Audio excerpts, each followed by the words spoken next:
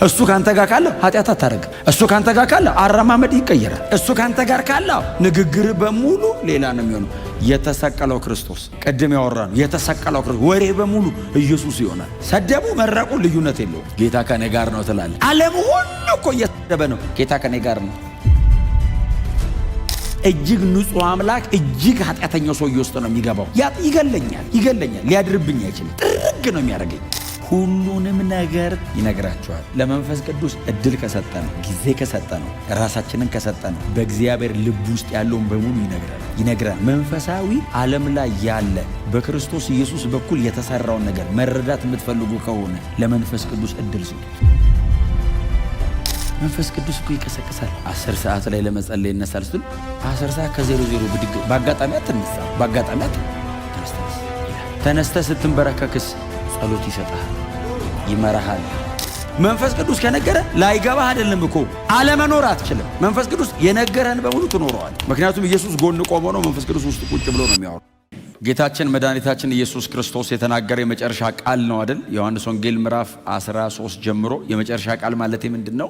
የመጨረሻ ቀን ከመሰቀሉ አንድ ቀን በፊት ማለት ከምዕራፍ 13 እስከ ምዕራፍ 18 ድረስ ሐሙስ ማታ ስለሆነ ከምዕራፍ 13 እስከ ምዕራፍ 18 ሐሙስ ማታ ነው። ምዕራፍ 19 ላይ ስለሚሰቀል አርብ ማለት ነው።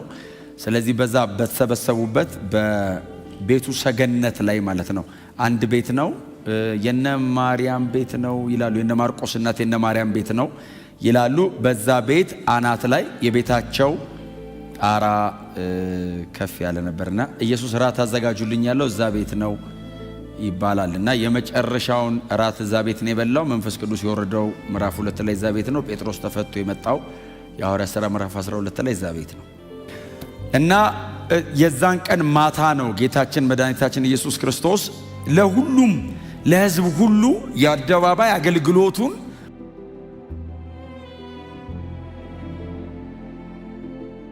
ስብስብ አድርጎ ለመረጣቸው ለ11 ብቻ ነው ይሄንን እየተናገረ ያለው። ለ11 ብቻ ነው። እና አሁን እኔ ከሞት ከተነሳው በኋላ ወደ አባቴ እሄዳለሁ፣ ወደ አብ እሄድና አብን እለምነዋለሁ፣ እርሱም ሌላ አጽናኝ ይሰጣችኋል። አብ አለ፣ ወልድ አለ፣ መንፈስ ቅዱስ አለ። ቁጥር 16 ላይ ስለዚህ ጌታ ኢየሱስ ክርስቶስ ምንድነው እየሰራ ያለው? በእኛና በአብ መካከል ይቆማል ማለት ነው። እኔ ስለናንተ ሄጄ አብን እለምነዋለሁ አለ። የማማለድ ሥራ ይሰራል ማለት ነው። የልመና ይለምናል ማለት ነው። አሁን ኢየሱስ ሰማይ ሄዶ አይለምንም የሚል ሰው ካለ ያው እለምናለሁ የሚል ጥቅስ። ክብር ለኢየሱስ ይሁን። እለምነዋለሁ አለ። ለምንድነው የምትለምነው ሲሉት ሌላ አጽናኝ እንዲሰጣችሁ ነው የምለምነው።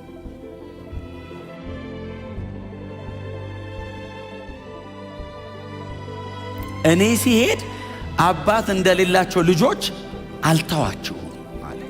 ክብር ለኢየሱስ ይሁን። ዝም ብዬ እመለሳለሁ በሚል ተስፋ ብቻ መንገድ ላይ ትቻችሁ አልሄድም። እኔ እንደሄድኩኝ የሚላካል። እኔ እንደሄድኩኝ ወዲያው ኢየሱስ በሄደ በ10 ቀኑ እኮ ነው የመጣው። ምንም እኮ በቃ ፋታ አልሰጡትም። ኢየሱስ ሄደ፣ ወልድ ሄደ፣ መንፈስ ቅዱስ ወረደ። ማይተውን እኮ እግዚአብሔር አይደል? እስካሁን ድረስ ቀጥታ ያላገኘ ነው አብን ነው።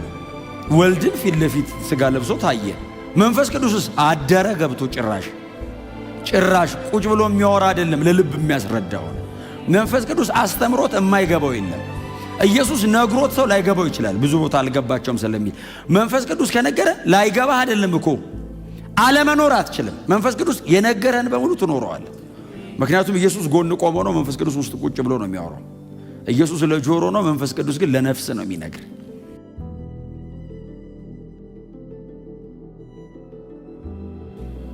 ኢየሱስ በአረማይስጥ ነው የሚያስረዳ፣ መንፈስ ቅዱስ ኢንላይትመንት ነው የሚሰጥ። ክብር ለኢየሱስ ይሁን። ለጆሮ በተደራጀ አይደለም። መንፈስ ቅዱስ ስብከት አይደለም፣ ብርሃን ነው የሚሰጥ። ሰብኮ አይደለም፣ ብርት ነው የሚልል እና ግልጥ ልጥ ይልልሃል። ገባኝ አይደለም የምትለው፣ አስረዳኝ ማለት ልመዱ። አወቅኩ አይባልም፣ ገለጠልኝ። እና ሌላ አጽናኝ እንዲሰጣችሁ እለምናለሁ፣ እግዚአብሔርም ደግሞ ሌላ አጽናኝ ይሰጣችኋል። አለና ማን ነው እሱ አሉት አይደል? ጌታ ኢየሱስ ክርስቶስ ቀጥታ መንፈስ ቅዱስ ብሎ ሜንሽን አረገ። ሌላ አጽናኝ ይሰጣችኋል አለና እርሱም የእውነት መንፈስ ነው። ክብር ለእግዚአብሔር ይሁን። ስለ መንፈስ ቅዱስ ስለ ሌላ ፐርሰን ጌታ ኢየሱስ ክርስቶስ ተናገረ።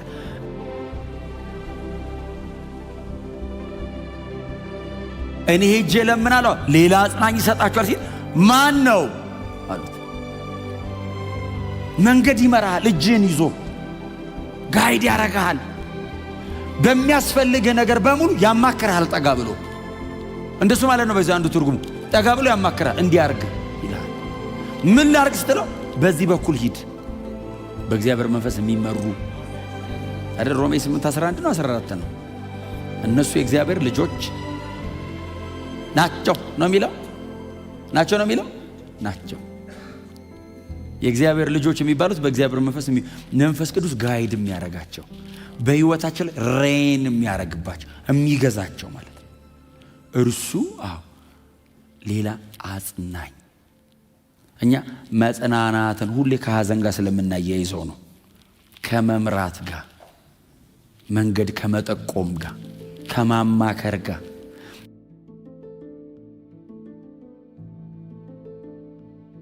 የህይወታችሁን የመጨረሻ ዲቴይል መንፈስ ቅዱስ ያውቀዋል።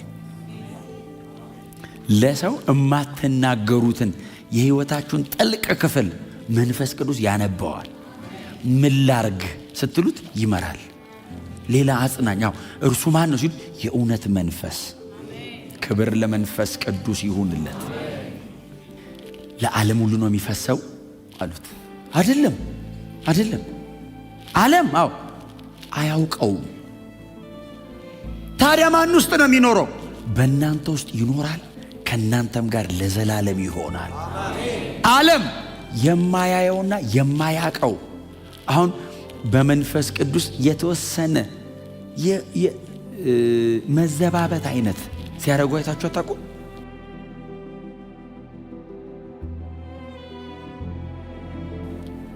በስጦታዎቹ የሆነ ነገር አያውቁትም። ምን ያርጉ? ጌታ እኮ ነገረን፣ አያውቁትም አለ። ለምንድን ነው እኛ ማንዘው? እናውቀዋለና። አስረጃ አልፈልግም። እኔ ውስጥ ያለ ኢየሱስን ከና አርስቶትን ለይቶ ማያይ እኮ ትውልድ አለ። ታሪክ የሚመስለው አንድ ተራ ይሁዳዊ ታመልካለህ ይላል። አንተስ አዳኝ መንፈስ ቅዱስ ነው ይሄን ያስባለ። የክርስቶስ ምስክር መንፈስ ቅዱስ ነው። ወደ እውነት ሁሉ ይመራቸዋል። መንፈስ ቅዱስ ነው ይዞን የሚሄደው። ኢየሱስማ እስከ ደመና እኮ ነው የሚመጣው። ከመሬት ይዞን የሚሄደው እኮ መንፈስ ቅዱስ ነው። ከዛ ሰማይም አብሮን ነው የሚሆነው። ከዛ እዛ 7 ዓመት ቆይተን ደግሞ ተመልሰን እንመጣለን ለ1000 ዓመቱ ከጌታ ጋር ልንነግስ። ያኔም ለዘላለም ነው አብሮን ነው የሚመጣው። አብሮን መጥቶ ኦ ማይ ጋድ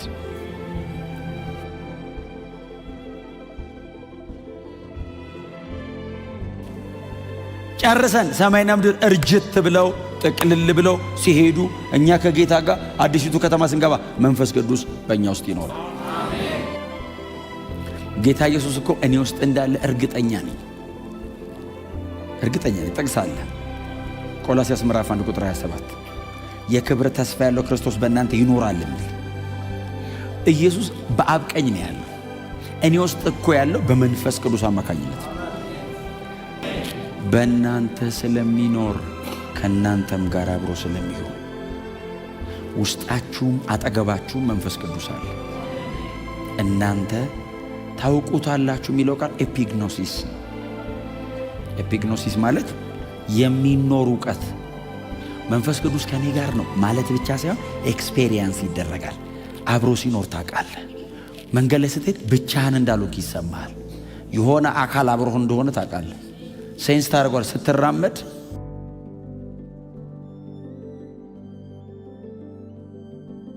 በዚህ በኩል ሂድ ይላል። አንዳንድ ሰው እኮ እንደ ሰው የሚያዋራዋል። ጌታን ሰማሁት እኮ ይላል እኮ አንዳንድ ሰው ታው ይልሃል። ድንገት ለሊት ለጸሎት ቀስቅሷቸው አያውቅም? ወይስ እናንተ ናችሁ የምትነሱት? መንፈስ ቅዱስ እኮ ይቀሰቅሳል። 10 ሰዓት ላይ ለመጸለይ ይነሳል ስትል 10 ሰዓት ከ00 ብድግ በአጋጣሚ አትነሳም። በአጋጣሚ ተነስ ይላል። ተነስተህ ስትንበረከክስ ጸሎት ይሰጣል፣ ይመራሃል። ክብር ለመንፈስ ቅዱስ ይሁን። አብሮን አለ። ይህን አክኖሌጅ ማድረግ አለባችሁ። እውቅና መስጠት። አብሮኝ እንዳለ ስረዳ አካሄዴ ይቀየራል፣ አረማመዴ ይለወጣል፣ አቋሜ ይስተካከላል፣ ለነገሮች ያለኝ ምላሽ ይቀየራል።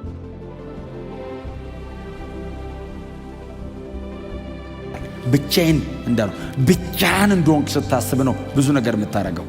መንፈስ ቅዱስ እንዳለ ሰው ካሰበ ጌታ ኢየሱስ እንደሱ ነው ያላቸው። እኔ አጠገባችሁ እያለሁ ምንም አታደርጉም አላቸው። አዎ እላይ ላይ ነው የምትደገፉት። አዎ ሕይወታቸውን በሙሉ ኢየሱስ ይዞታል።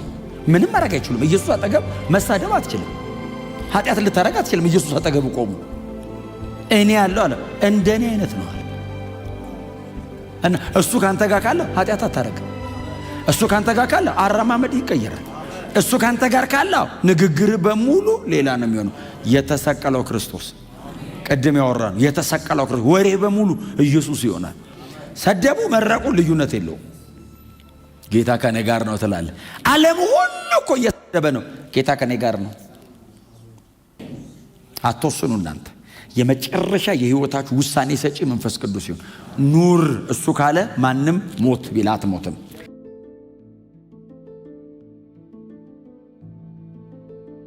እሱ ደግሞ ወስደሃለሁ ካለ ማንም ተሰብስቦ ኑር ቢል አትኖርም። የህይወታችን የመጨረሻ ባለስልጣን መንፈስ ቅዱስ ይሁን። አብ በስሜ የሚልከው መንፈስ ቅዱስ በኢየሱስ ክርስቶስ ስም ነው የመጣው። ምን ማለት ነው ትርጉሙ? ኢየሱስ ክርስቶስን ለማክበር ነው የመጣው። የመንፈስ ቅዱስ የመጀመሪያ ፕሮግራም ለጥላውን የሆነ ነገር ማድረግ ሳይሆን በጥላው ላይ ኢየሱስን ማክበር ነው።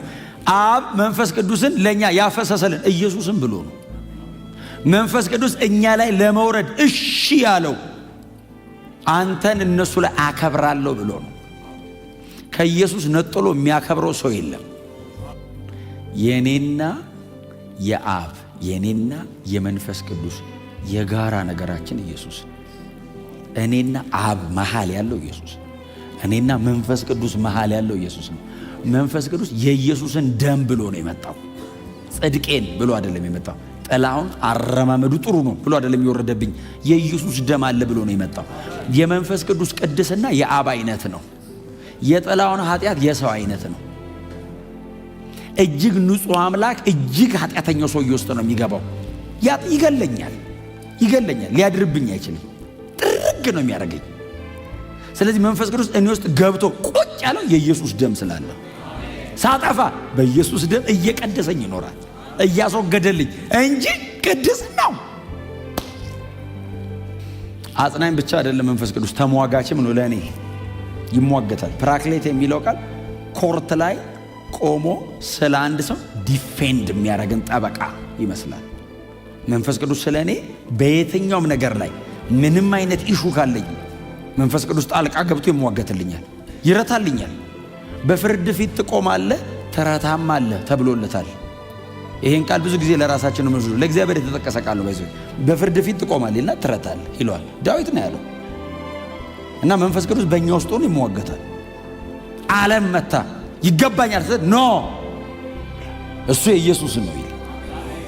ከዛ ምንድነው በስሜ የሚልከው አጽናኙ መንፈስ ቅዱስ ግን ሁሉን ነገር ጌታ ኢየሱስ ክርስቶስ ሁሉን ልነግራችሁ አልችልም አለ።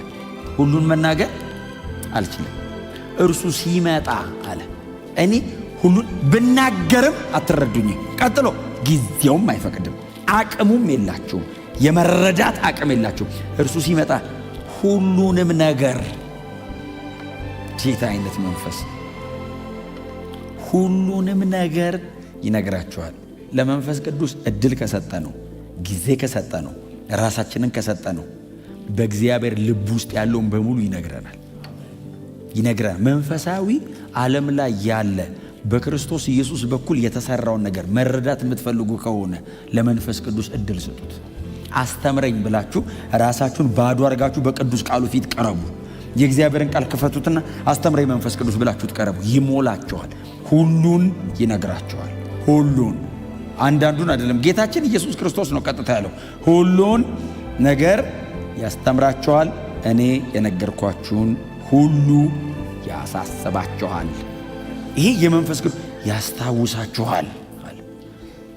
አንብበው፣ ቁጭ ብለህ አንብበው። ያልገባ ነገር ድንገት እድል ስትሰጠው ነካ ያደርገዋል፣ ወገግ ይልልሃል። እርግጠኛ ትሆናለህ በቃ ነገር እንደተቀየረ። ምንም እኮ ዜና እኮ አልሰማህም። በቅዱስ ቃሉ በኩል ሪማይንድ ሲያደርግ ብርሃኑ ወደ ሰውነቱ ሁሉ ይፈሳል። ክብር ለእግዚአብሔር መንፈስ ይሁን።